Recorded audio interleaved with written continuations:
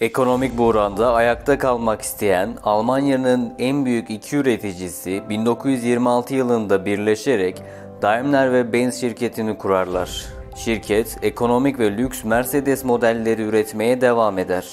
Makam aracı olarak lüks Mercedes modelleri vazgeçilmezi olan Hitler, şirkete karşı neden özel ilgi gösterdi?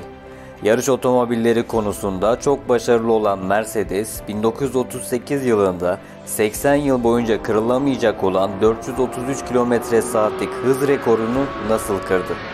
Mercedes'in hikayesi serinin ikinci bölümüyle başlıyor.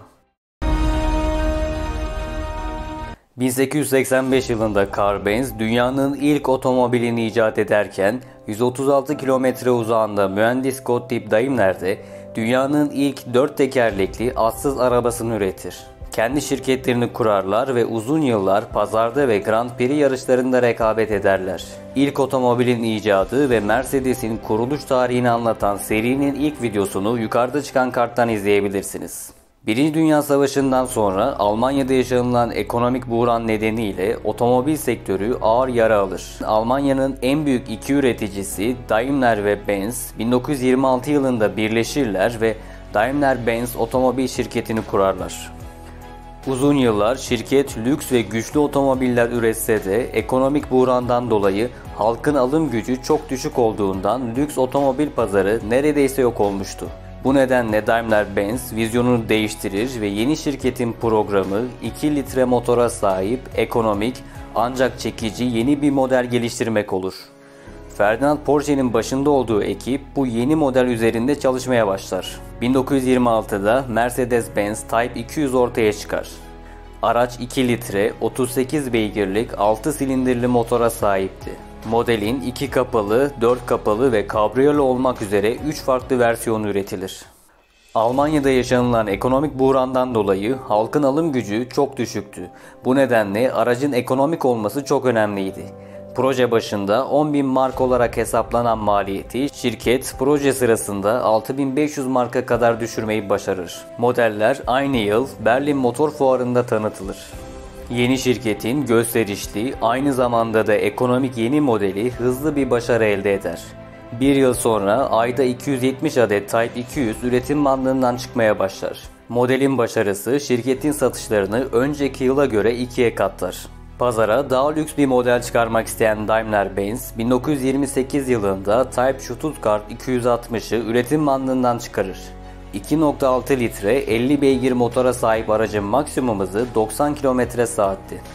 1929 yılında 3640 adet Type 260 üretilirken 1600 adet de Type 200 üretilir. Ancak otomobil pazarı çok küçük olduğundan ayakta kalmak isteyen şirket aynı yıl Type 260'ın ambulans ve 10 koltuklu küçük otobüs versiyonunu üretmeye başlar. Yine aynı yıl Mercedes Type 260'ın off-road versiyonu Alman ordusu için üretilir. Savaş öncesi olduğu gibi sportif, yüksek hızlı modeller vazgeçilmezdi. 1926'da Ferdinand Porsche tarafından tasarlanan Mercedes-Benz S serisi üretilmeye başlanır. 180 beygirlik aracın gücü Model SS ile 200 beygire kadar çıkartılır. Araç 190 km/saat hıza ulaşabiliyordu. Mercedes S serisi spor otomobil olarak pazara çıkartılırken aynı zamanda Grand Prix yarışlarında kullanılır. Yarışlarda savaş öncesi çok başarılı olan Mercedes-Benz başarısını devam ettirir. Mercedes S 1927, 1928 ve 1931 yıllarında Almanya Grand Prix'sini kazanır. 1929 yılında dönemin en prestijli yarışı olan Tourist Trophy Grand Prix'sini 1930'da İrlanda Grand Prix'sini kazanır. Araç uzun yıllar yarışları domine etmeye devam eder ve bu alanda rakiplerinden çok daha üstün olduğunu kanıtlar. Şirket 1930 yılında Mercedes S'in 300 beygirlik Grand Prix versiyonunu üretir. Hafifletilmiş alüminyum gövdesiyle üst düzey aerodinamiğe sahip olan araç 235 km/saat hızın üstüne çıkar. 1927 yılında Ferdinand Porsche daha lüks sınıf 8 silindirli yeni bir seri üzerinde çalışmaya başlar. Bir yıl sonra 80 beygir motora sahip Mercedes 460 ortaya çıkar. Eski moda tasarıma sahip araç bir yıl sonra şase alçaltılarak daha modern ve gösterişli bir görünüme kavuşur. Tasarım ekibinin başı Ferdinand Porsche, Mercedes modellerinin aksine küçük, hafif modeller üretmek ister. Fikirleri üst yönetim tarafından tuhaf bulunmaya başlayınca Porsche 1928 yılında şirketten ayrılır.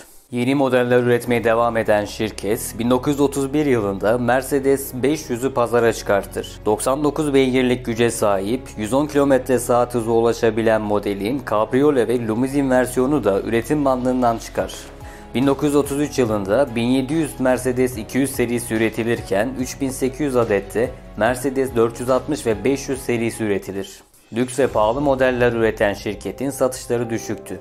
1930'ların başında dünyada yaşanılan ekonomik buhran da eklenince Daimler-Benz uzun yıllardır sahip olduğu politikasını değiştirir ve pazara daha küçük ve ekonomik yeni bir model çıkarmaya karar verir.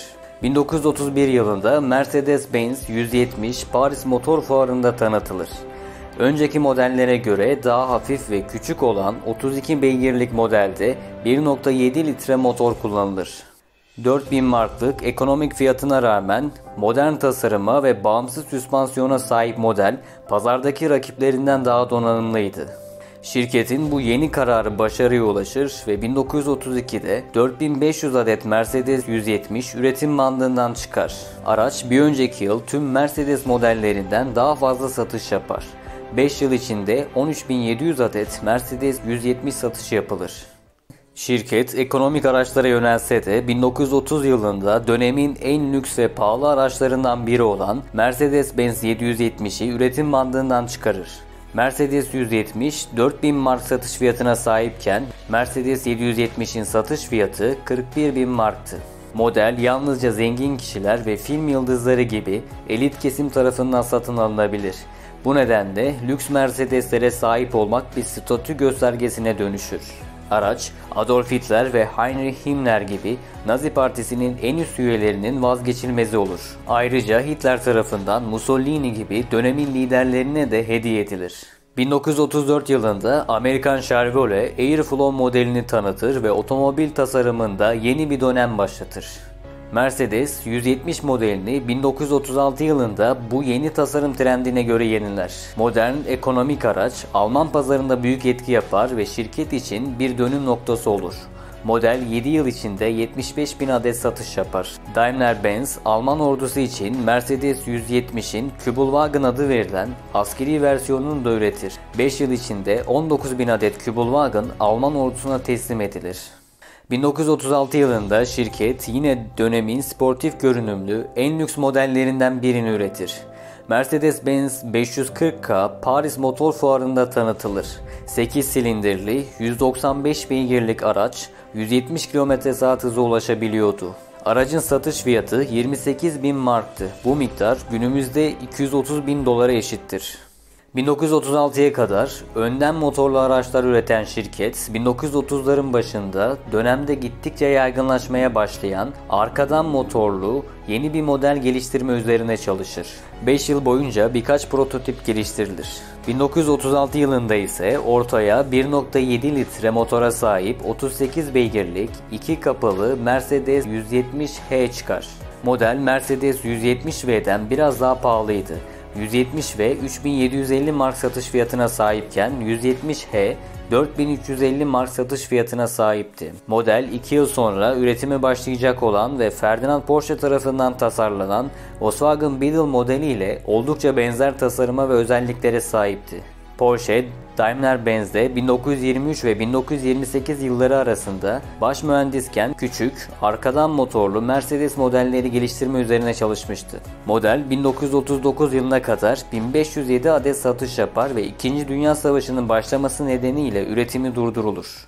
Şirket 1923 yılından itibaren dizel motor geliştirmeye başlar. Ancak ilk geliştirilen motorlar aşırı titreşimli olduğu için yalnızca kamyonlarda kullanılır. Daha az titreşimli motor geliştirmeyi başaran şirket, otomobillerde de dizel motoru kullanmaya karar verir. 1935 yılında Mercedes-Benz 260D Paris Motor Fuarı'nda tanıtılır. Model Citroen'in geliştirdiği dizel motorlu Citroen Roselli ile birlikte dünyada ilk üretilen dizel motorlu otomobillerden biri olur. Aynı klasmanda standart motorlu otomobiller 100 kilometrede 13 litre yakıt tüketirken 9 litre tüketen 260D yakıt tasarruflu dizel araçlar için önemli bir adımdı. Mercedes 1930'ların ortalarında değişen ve daha aerodinamik tasarıma sahip yarış arabalarıyla Grand Prix yarışlarında önemli başarılar elde etmeye devam ediyordu. Mercedes V25 yarışlarda 386 km/saat hıza kadar çıkmayı başarır. Adolf Hitler, lüks ve spor otomobil üretme konusunda çok başarılı olan Mercedes'e ayrı bir önem veriyordu ve makam aracı olarak lüks Mercedesler vazgeçilmeziydi. 1936 yılında Mercedes'te otomobilleriyle "Yaşasın Hitler" yazısını oluşturarak Nazi hükümetine olan bağlılığını gösteriyordu. Yollarda ve yarış pistinde başarılı Mercedesler dünyaya Alman otomobil teknolojisinin gelişmişliğini göstermek için Naziler için oldukça önemliydi. Bu konuda daha da ileri gitmek isteyen Nazi Partisi, Mercedes'ten 430 km/saat hızın üstüne çıkacak bir araç tasarlamalarını ister. Bu hız rekoru ile hem Alman teknolojisinin üstünlüğünü hem de ülkeyi saran modern otobanların propagandalarını yapabilecekti. Çalışmaya başlayan Mercedes mühendisleri V25'in 6 silindirli motorunu V12 motoru ile değiştirir. Motorun gücü modifiye edilerek 736 beygire kadar çıkartılır. Aracın gövdesi tamamen aerodinamik bir yapıya dönüştürülür. İlk denemede süpercharger'lardan biri kırılır. İkinci denemede ise şanzıman kırılır. Mercedes mühendisleri bu rekorun mümkün olmadığını düşünüp vazgeçmeye karar verirler. Ancak Nazi hükümeti bu konuda ciddi baskı yapınca çalışmaya devam ederler. 1938 yılında Alman otobanında yapılan denemede araç 432,7 km/saatlik hıza ulaşmayı başarır. Bu o dönem için oldukça sıra dışı bir başarıydı. Mercedes'in kırdığı bu rekoru ancak 80 yıl sonra Koenigsegg kırabilecekti. Aynı gün diğer bir Alman üreticisi Auto Union'da bu hız rekorunu kırmayı dener. Ancak başarısız olan deneme pilotun hayatını kaybetmesiyle sonuçlanır. 1939 yılında 2. Dünya Savaşı'nın başlamasıyla otomobil üretimi kısıtlanan Daimler-Benz tamamen Alman ordusu için askeri araçlar üretmeye yoğunlaşır. Şirketin ürettiği uçak, tank, denizaltı motorları Alman askeri araçların teknik üstünlüğünde büyük rol oynar. Ayrıca 27.000'den fazla Mercedes-Benz L3000 kamyonunun da üretimi yapılır. 1944'te 64.000 çalışandan yarısı zorla çalıştırılan sivillerden, savaş esirlerinden ve toplama kampı tutuklularından oluşuyordu. Şirket savaştan sonra Nazilerle işbirliği yaptığını kabul eder. Savaşın sonlarına doğru Daimler-Benz fabrikalarının çoğu bombalanır. Fabrikalar yeniden inşa edilmeye başlanır. Ancak Amerika otomobil üretimine izin vermez. 2 yıl boyunca Daimler-Benz fabrikalarında Mercedes 170V'nin kamyonet versiyonu üretilir ve Amerikan askeri araçların tamirleri yapılır. 1947'de Amerika otomobil üretimi yasağını kaldırınca savaş öncesine ait model olan 4 kapılı Mercedes 170V ile tekrar başlar.